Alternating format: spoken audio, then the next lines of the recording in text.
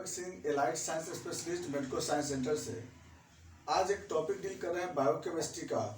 Biochemistry जैसा कि जानते हैं हमारे बॉडी में जितने भी रिएक्शन होती हैं वह सब एक केमिकल रिएक्शन है। तो लिविंग बॉडी के अंदर, लिविंग सेल के अंदर जो केमिकल रिएक्शन का स्टडी करते हैं उसको बायोकेमिस्ट्री बोलते हैं। इस बायोकेमिस्ट्री के अंतर्गत हम लोग जो कुछ कम्प्लेक्स सब्सटेंस के बारे में स्टडी करते हैं, वह कम्प्लेक्स सब्सटेंस जो कि हम लोग बॉडी फूड से भी लेते हैं और मेरे बॉडी में बनता भी है। तो जो हम फूड में लेते हैं, फूड में उसमें carbohydrate, protein, fat, nucleic acid, vitamin and mineral, साथ में वाटर एंड फाइबर। फाइबर जो होती है वो क्या होता है, ये सिर्फ सपोर्ट करता है, वाटर इमल्सिफाई होता है। तो हम लोग जो जिक्र करने जा रहे हैं आज कार्बोहाइड्रेट के बारे में। तो कार्बोहाइड्रेट का जो मेन पार्ट है उसके बारे में हम लोग अलग देखेंगे। पहले हम लोग देख रहे हैं कार्बोहाइड्रेट का डाइजेशन एंड अब्जॉर्प्शन। जैसा कि हम जानते हैं कि फूड में कार्बोहाइड्रेट, ऐसे जब कार्बोहाइड्रेट पढ़ेंगे उसमें हम लोग, तो कार्बोहाइड्रेट 3 तरह का होता है, मोनोसेकेराइड, डाइसेकेराइड एंड पॉलीसेकेराइड। तो हम लोग को कार्बोहाइड्रेट देख रहे हैं हम लोग। तो मोनोसेकेराइड का मतलब होता है सिंगल सेकेराइड, सिंपल मॉलिक्यूल बोलते हैं, जिसमें कि glucose, fructose, galactose plus pentose. Pentose में 2 तरह का होता है, राइबोज और डिऑक्सीराइबोज। तो पेंटोज 2 तरह का होता है। तो ये जो 4 तरह का जो देखते हैं हम लोग, ये हम लोग बोलते हैं मोनोसेकेराइड। दूसरा जो डाइसेकेराइड जो होती है, इसमें होता है लैक्टोज जो कि मिल्क शुगर में मिलता है, और दूसरा सुक्रोज जो कि केन शुगर मिलता है, और एक है माल्टोज जो कि पार्शियल डाइजेशन के बाद मिलता है, पार्शियल डाइजेशन ऑफ स्टार्च के बाद मिलता है। तीसरा जो आपका आता है पॉलीसेकेराइड में आता है स्टार्च,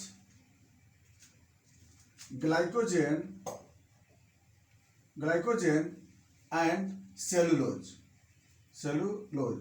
तो सेलुलोज का डाइजेशन तो हम लोग के बॉडी में नहीं होता है, लेकिन हम जो फूड लेते हैं उस फूड में ये सारे चीज लेते हैं। अब इस सभी में जो लेते हैं हम लोग, इसमें सबसे ज्यादा अमाउंट में लोग क्या लेते हैं, स्टार्च लेते हैं, याद रखिएगा। और क्या लेते हैं, ग्लाइकोजेन लेते हैं। तो जो हम लोग डाइट लेते हैं उस डाइट में स्टार्च और ग्लाइकोजेन, ये जिसमें स्टार्च सबसे बड़ा अमाउंट में लेते हैं, ग्लाइकोजेन हम लोग एनिमल फूड जब लेते हैं उसमें लेते हैं। तो जो प्लांट फूड से हम लेते हैं, प्लांट फूड से स्टार्च लेते हैं, एनिमल फूड से ग्लाइकोजन लेते हैं। बाकी सेलुलोज तो लेते जरूर हैं, लेकिन यह सेलुलोज सिर्फ फाइबर का काम करता है, सपोर्टिंग का वर्क करता है। डाइजेशन इसका नहीं होता है। डाइजेशन इसका और इसका होता है, स्टार्च और ग्लाइकोजन का होता है। डाइजेशन का मतलब क्या होता है कि complex molecules convert into simple molecule या ऑब्जर्वेबल मॉलिक्यूल। ऑब्जर्व होने वाले मॉलिक्यूल जिस फॉर्म में ऑब्जर्व हो सकता है उस फॉर्म को हम लोग बोलते हैं सिंपल मॉलिक्यूल। ये इसको बोलते हैं सिंपल मॉलिक्यूल। ये जितने भी मॉलिक्यूल है ये सब ऑब्जर्व होने वाले केमिकल है, यही फॉर्म में ऑब्जर्व होता है। तो कोई भी कॉम्प्लेक्स मॉलिक्यूल डाइजेस्ट होकर के इसी फॉर्म में चेंज होता है, glucose, fructose, galactose, ribose and deoxyribose, इस फॉर्म में चेंज होता है।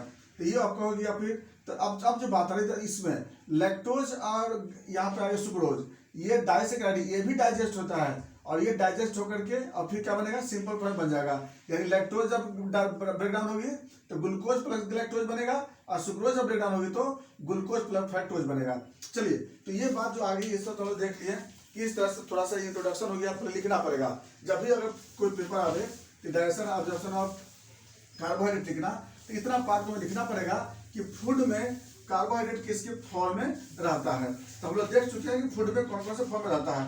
अब जो दूसरा पॉइंट जो आ गई कि जब हम लोग एग्जामिनेशन में लिखने आती है तब कैसे उसको लिखेंगे और समझना भी हमको होगा। तो इतना बात याद रखना होगा कि डाइजेशन और ऑब्जर्प्शन 2 पार्ट होती है इसमें। तो डाइजेशन का साइट कहाँ होता है, तो याद रखिएगा जहां पे जूस रहता है वहां साइट होता है। सिंपल सी बात है, जहां पे डाइजेस्टिव जूस होती है वहां साइट होता है। तो लिखने का तरीका क्या होता है, पहले लिखना होगा इन माउथ, तो माउथ। दूसरा साइट कहाँ होता है, इन स्टमक, और तीसरा साइट कहाँ है, इन डिओडिनम। तो याद रखिएगा 3 साइट पे जूस बनता है, तो 3 साइट पे क्या होता होगा, डाइजेशन होता होगा। तो इसलिए हम लोग को क्या करना पड़ेगा, 3 साइट हम लोग लेके चलेंगे। तो 3 साइट पे डाइजेशन और 3 साइट पे ऑब्जर्वेशन। तो हम लोग क्या करना होता है ऑब्जर्वेशन, और कहाँ कहाँ बता देता है आपको। तो हम लोग क्या करना पड़ेगा, लिखने के लिए सबसे पहले क्या करेंगे, देखिए एकदम याद रखना होगा, चाहे कार्बोहाइड्रेट पढ़ेंगे, प्रोटीन पढ़ेंगे, फैट पढ़ेंगे या न्यूक्लिक एसिड पढ़ेंगे, हमको डाटा 3 को याद रखना होगा कि इन माउथ में, इन स्टमक में और इन ड्यूोडेनम में। तो इतना मालूम होगा कि माउथ में क्या चीज कौन सा जूस बनता है, सलाइवा, और स्टमक में बनता है गैस्ट्रिक जूस, और यहाँ पर ड्यूोडेनम में क्या बनता है, दो जूस आता है। कहाँ से आता है, लीवर से। एक आता है बाइल जो कि लीवर से आता है, दूसरा पेंक्रियाज से आता है, पेंक्रियाटिक जूस, और तीसरा जो आता है जो इंटेस्टाइन से बनता है उसको बोलते हैं इंटेस्टाइनल जूस, इंटेरिक जूस या सक्कस इंटेरिकस। तो अब हमको क्या करना होगा कि हमको अब डिटेल लिखने के लिए क्या करेंगे, अब इतना मालूम होगा कि 5 गो जूस है, 3 गो साइट है, 5 तरह का जूस। अब कैसे डाइजेशन होगा अब हमको देखना है। तो हम लोग क्या करेंगे, लिखने के लिए क्या करेंगे, सबसे पहले क्या करेंगे हम लोग कि लिखेंगे पहले इन माउथ में क्या बना है, तो क्या लिखेंगे, डाइजेशन बाय, इस बात इसमें क्या निकलता है, सलाइवा निकलता है। तो माउथ में क्या होगी, हम लिख लेते हैं पहले। तो लिखिए सबसे पहले यहाँ पर क्या लिखेंगे, पहले माउथ में डाइजेशन ऑफ स्टार्च, यहाँ पे लिखेंगे डाइजेशन ऑफ स्टार्च। क्या लिखेंगे यहाँ पे कि स्टार्च डाइजेस्ट बाय या break down by, digest by alpha amylase और कन्वर्ट इनटू माल्टोज। तो माल्टोज प्लस माल्टोज इस तरह से क्या होगी कि स्टार्च जो है किसमें टूट जाएगी, माल्टोज में टूट जाएगी। स्टार्च क्या था, पॉलीसेकेराइड, और माल्टोज क्या है, डाइसेकेराइड। याद रखिए पॉलीसेकेराइड किसमें टूट गई, डाइसेकेराइड। कौन टूटा, अल्फा एमाइलेज। और दूसरा हो जाएगी ग्लाइकोजेन क्या हो जाएगी, ये भी पॉलीसेकेराइड है, ये भी क्या है, पॉलीसेकेराइड है। ये भी ब्रेक डाउन होगी किसके द्वारा, अल्फा एमाइलेज के द्वारा। अल्फा लिख लेंगे पूरा, हम लोग अल्फा पूरा लिख लेंगे, एमाइलेज इसके द्वारा ब्रेक डाउन होगी, किसमें कन्वर्ट करेंगे, डायरेक्ट किसमें टूटेगा, ग्लूकोज प्लस ग्लूकोज। ये डायरेक्ट किसमें, ग्लूकोज, ऐसे ग्लूकोज 1 फॉस्फेट में टूटता है, ग्लूकोज 1 फॉस्फेट में टूटता है। तो इस तरह से क्या हो जाएगी कि माउथ में क्या चीज का डाइजेशन हो गया, 2 डाइजेशन हो गए। क्या चीज का डाइजेशन होगा, स्टार्च का डाइजेशन है, ग्लाइकोजन का डाइजेशन। अगर प्लांट डाइट लेंगे, प्लांट फूड लेंगे तो स्टार्च मिलेगी और स्टार्च का डाइजेशन हो जाएगी अल्फा एमाइलेज के द्वारा, तो किस में कन्वर्ट कर जाएगी, माल्टोज में। और अगर प्लांट डाइट, अगर एनिमल डाइट लेते हैं तो ग्लाइकोजन लेते हैं, ग्लाइकोजन किस में ब्रेक डाउन हो जाएगी, ग्लूकोज या ग्लूकोज 1 फॉस्फेट में ये ब्रेक डाउन होती है। यानी कि माउथ में क्या 2 चीज का डाइजेशन होगी। और अब ये क्वेश्चन पूछा जाएगा कि कितना % डाइजेशन होती है, तो यहाँ आप ये भी लिख सकते हो कि लगभग 30 से लेकर के और 50% स्टार्च का डाइजेशन माउथ में हो जाता है, क्योंकि ये डिपेंड करता है कितना देर होल्ड करते हैं।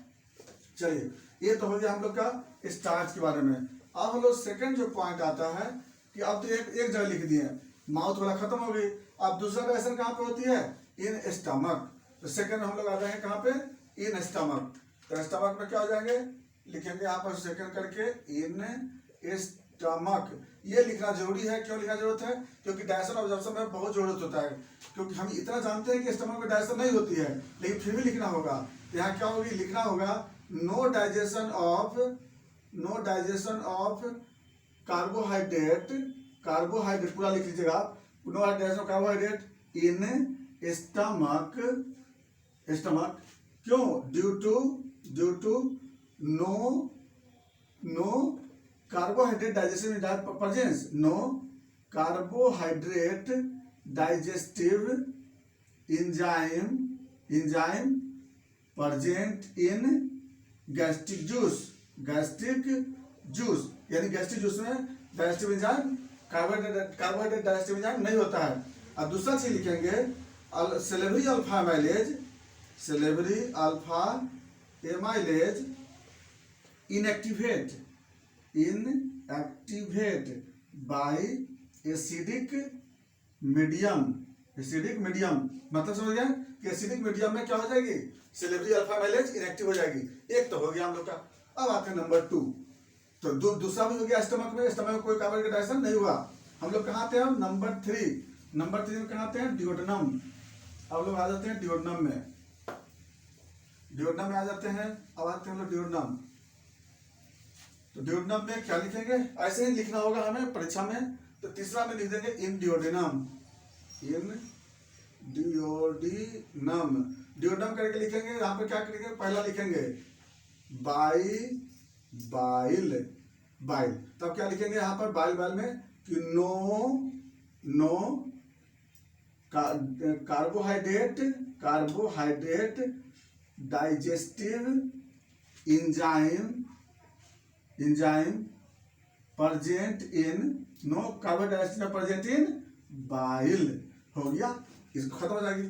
दूसरा पॉइंट ऐसे ही देना होगा, दूसरा पॉइंट करके देना होगा। एक में बाइल हो जाएगा, बाई बाइल। दूसरा क्या देना होगा, by pancreatic juice, pancreatic juice, इस तरह से देना पड़ेगा, बाई पैनक्रियाटिक जूस। इसमें क्या करेंगे, लिखेंगे फिर वही चीज, क्या होगा, स्टार्च, सेम स्टार्च। और यहाँ लिखेंगे अल्फा एमाइलेज, और क्या चीज कन्वर्ट कर जाएगी फिर, maltose plus maltose plus maltose plus maltose.